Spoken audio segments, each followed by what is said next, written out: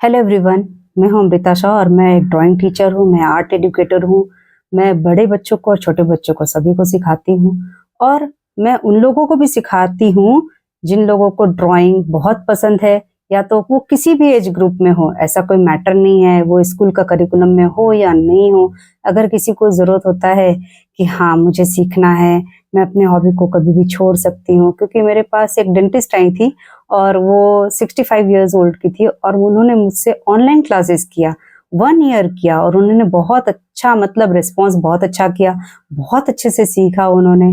तो ऐसे ही बहुत एज ग्रुप के भी लोग आ सकते हैं और कोई भी मेरे पास सीख सकता है, ठीक है। और मेरे पास ही क्यों, बहुत सारे ऐसे आर्टिस्ट हैं जिसके पास सीखा जा सकता है, ऐसा कोई बात नहीं है।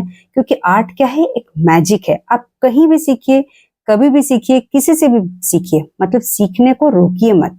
सीखना क्या है, एक अपने आप में एक कला है और कोई भी आर्ट कभी भी सीखा जा सकता है। क्योंकि हमारा जो स्किल होता है ना, वो मतलब फॉर्मल एजुकेशन से हटके होता है, इनफॉर्मल एजुकेशन में आता है। ऐसा नहीं है कि नहीं आता है। फॉर्मल एजुकेशन का बहुत सारा स्कोप होता है, एज होता है, लेकिन इनफॉर्मल एजुकेशन में क्या होता है कि जैसे डांस, आर्ट, ये सारी चीजों की पढ़ाई भी होती है। लेकिन अगर हम स्कूल, कॉलेज, यूनिवर्सिटी नहीं जा सकते हैं, उसे हम अपने ट्यूटर से कहीं भी सीखते हैं, तो उसे इनफॉर्मल एजुकेशन कहते हैं, है ना, एजुकेशन के क्षेत्र में। तो जैसी भी शिक्षा हो, शिक्षा सिर्फ शिक्षा होता है।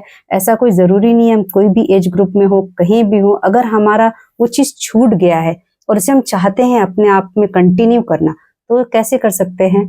हम ट्यूटर्स हैं ना आपको सिखाने के लिए। बिल्कुल, जो भी हमारा एक्सपीरियंस है, जितने दिनों में हमने जो भी सीखा है या हमारे गुरुओं से हमने जो सीखा है, वो सारी चीजें हम आपको जरूर सिखाएंगे। तो क्या है, आज मैं मैजिक ऑफ आर्ट के इस वीडियो में आप लोगों को अपना एक्सपीरियंस शेयर करते हुए कुछ चीजें बताना चाहती हूँ। मैंने बहुत सारी बातें पेरेंट्स के लिए बताया, बच्चों के लिए बताया, जो सभी के लिए बहुत सारी जरूरी हैं। अगर आप लोग उस वीडियो को मिस कर गए हैं तो मेरा आप वीडियो चैलेंज में देख सकते हैं। इन सारी चीजों को देखकर आप समझ सकते हैं और आने वाले कई दिनों में मैं बहुत सारी चीजों को बताऊंगी। मैं कुछ दिनों बाद मैं लाइव क्लासेस भी लूंगी।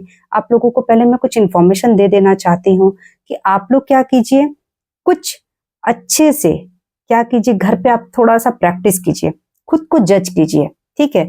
आप मान लीजिए आपको लग रहा है कि आप क्या कर सकते हैं, क्या नहीं कर सकते हैं, तो कोई जरूरी नहीं है कि आपके पास कलर हो, नहीं हो। आजकल सबके पास घर में A4 साइज पेपर अवेलेबल है, वो व्हाइट शीट में अवेलेबल ज्यादा होता है।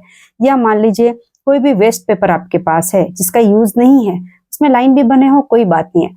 आपको क्या करना है, कोशिश कीजिए आप A4 साइज पेपर लीजिए। अगर ड्राइंग शीट नहीं भी है तो कम से कम रिक्वायरमेंट में, मतलब ड्राइंग का जितना भी मटेरियल है, बहुत लोग सोचते हैं ना कि बहुत ज्यादा कॉस्टली ड्राइंग मटेरियल होगा हमारे पास तभी एक अच्छा आर्ट वर्क हम बना सकते हैं। ऐसा कोई जरूरी नहीं है। हमारा तो एज निकल गया, ऐसा कोई जरूरी नहीं है। कुछ भी कभी भी जरूरी नहीं है। एक आर्ट को बनाने के लिए उसका मैजिक होना ही जरूरी है। मैजिक मतलब इन द सेंस क्या है कि हमारे अंदर हमारी कितनी प्रतिभा है, अगर नहीं भी है तो भी हमें बनाना चाहिए, ठीक है। अब आप क्या कीजिए, जस्ट अपना एक A4 साइज पेपर लीजिए।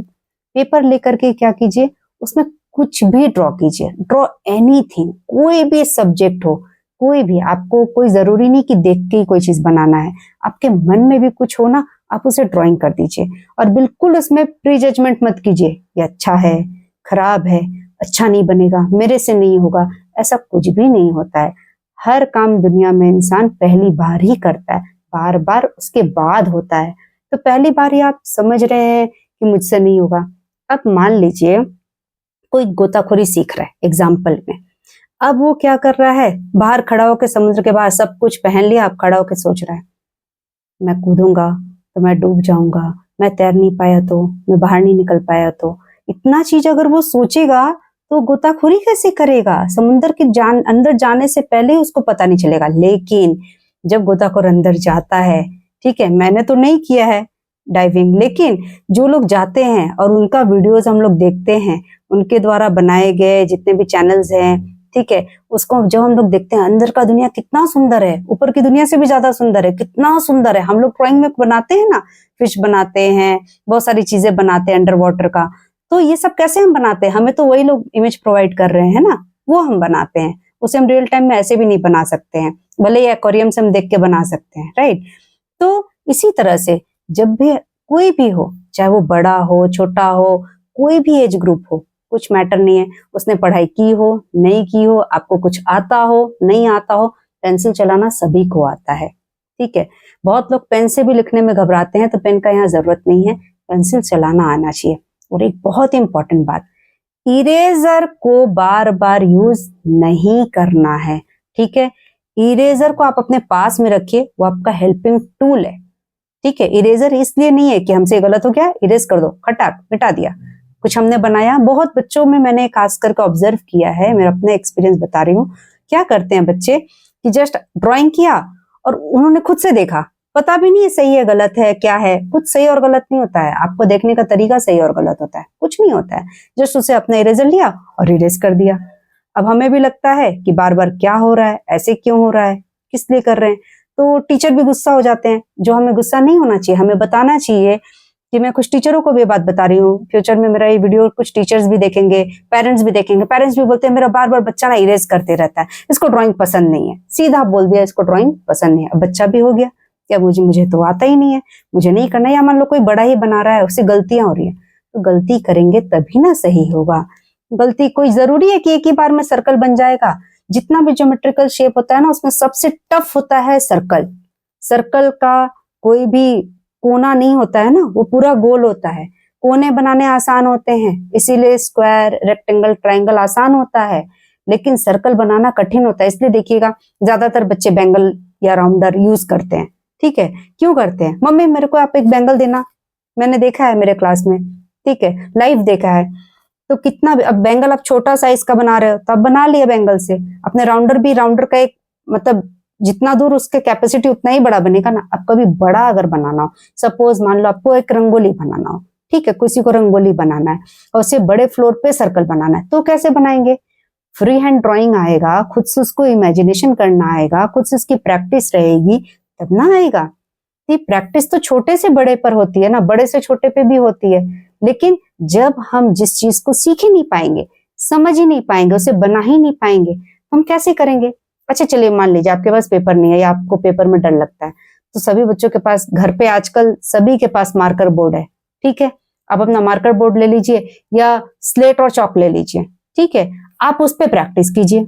सिंपल है, कोई जरूरी थोड़ी कि आपको गैलरी पे एग्जिबिट करना है, ऐसा तो आपको सोचना ही नहीं है कभी भी।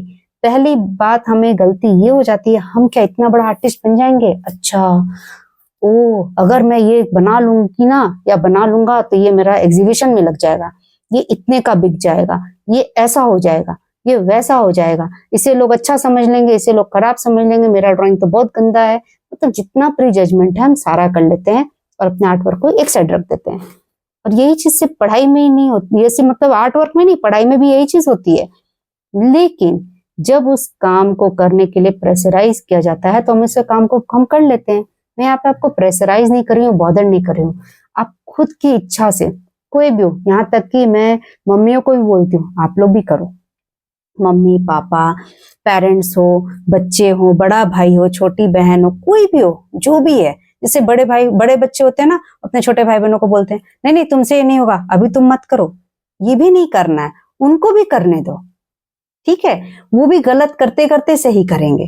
तो कोई भी व्यक्ति, ड्रॉ एनीबॉडी, कोई भी बना सकता है और कोई भी इसे कुछ भी कर सकता है, राइट। तो हमें क्या करना है, हमें जस्ट अपने आप को यहाँ पे इन्वॉल्व करना है। आपको क्या करना है, खुद को इन्वॉल्व करना है। मैजिक ऑफ आर्ट, ये क्या है, मैजिक क्या होता है, जादू क्या होता है और कैसे होता है जादू? जादू एक बार में तो होता नहीं है। जादू किसको बोलते हैं? बस हम मैजिशियन को देखते हैं, किसी चीज को उसने गायब कर दिया या किसी चीज को ला दिया, वो मैजिक है। ऐसा कुछ नहीं है मैजिक। मैजिक मतलब क्या है, आर्ट में मैजिक का मतलब क्या है कि हम जो भी बना रहे हैं, आह वाह आज मैंने ये बनाया और मुझे खुद के सेल्फ सेटिस्फैक्शन हुआ, ठीक है, हम खुद के अंदर ही अंदर खुश हुआ, आज मैंने ये बनाया, आज मैं कोशिश करूंगी कल मैं ये बना लूंगी। और ऐसे करते करते एवरीडे अगर हम रैंडम प्रैक्टिस करते रहते हैं तो क्या होता है, हमारा ये इम्प्रूवमेंट खुद से हो जाता है। किसी भी चीज में अगर लगातार निरंतर बिना रुके हम प्रैक्टिस करते हैं तो वो सारी चीजें क्या हो जाती हैं, हमें क्लियर होने लगती हैं। लेकिन प्रैक्टिस भी सही गाइडेंस में और सही दिशा में करनी पड़ती है। इसके लिए टीचर की जरूरत पड़ती है बस, क्योंकि टेक्निकल टर्म जो होता है वो टीचर्स गाइड करते हैं, वो बताते हैं हमारा रोल क्या है। हम एज ए टीचर मैं क्या करती हूँ, मैं एक आर्ट एजुकेटर हूँ, तो मैं क्या करती हूँ, मैं आपको बताती हूँ कि कौन सा चीज यूज करना है, कैसे यूज करना है, किस लिए यूज करना है, कब यूज करना है। अब उसकी प्रैक्टिस आपको खुद करनी होगी। तो आज मैं आप लोगों को अपना कॉन्टेक्ट नंबर भी शेयर कर देती हूँ, अपना ईमेल आईडी भी शेयर कर देती हूँ। आप लोगों को जब भी लगे, जैसा लगे, आपको अगर लगता है आप सेल्फ बना सकते हैं, आप मुझे व्हाट्सएप में भी अपने इमेजेस को शेयर कर सकते हैं और मैं उसमें भी आपको बता सकती हूँ कि कहाँ पे क्या गलतियां हो रही हैं, कैसे हो रही हैं, क्यों हो रही हैं। ठीक है, ये सारा चीज जो चेकिंग का प्रोसेस है वो हम आर्ट एडुकेटर का है, क्योंकि हम जब तक गुरु के पास नहीं जाएंगे तब तक तो हमें पता नहीं चलेगा ना। मतलब कोई भी हो, मुझे भी अपने गुरुओं से सीखना पड़ा है, आज भी सीखना पड़ रहा है, सीखना तो हमें हर किसी से पड़ेगा।